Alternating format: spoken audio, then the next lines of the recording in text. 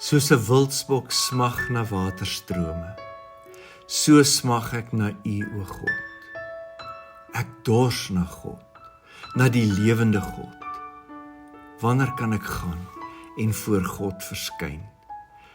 Dag en nag is ek in trane, want sonder ophou sê hulle vir my, en waar is jou God nou?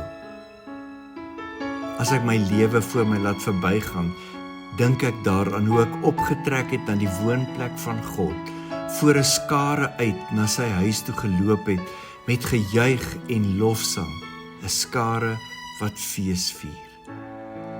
Waarom is ek so in vertwyfeling? En waarom kerm ek so? Vertrou op God.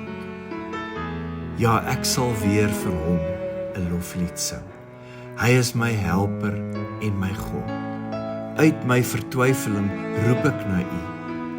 Hier in die Jordaangebied, van Hermonberg, van die Kleinberg af, waar die waters teen mekaar raas en U waterstrome bruis. U het golf na golf oor my laat slaan. Tog sal die Here weer op 'n dag sy trou laat blyk, en sal ek selfs in die nag 'n lied vir hom sing, 'n gebed tot die God van my lewe. Ek wil vir God sê, my rots, waarom het U my vergeet? Waarom moet ek gebuk gaan onder die smaad van die vyand?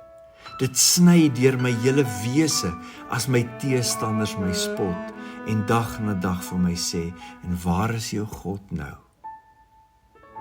Waarom is ek so in vertwyfeling en waarom kerm ek so?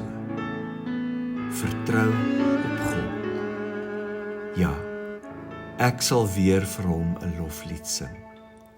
Hy is my helper en my God.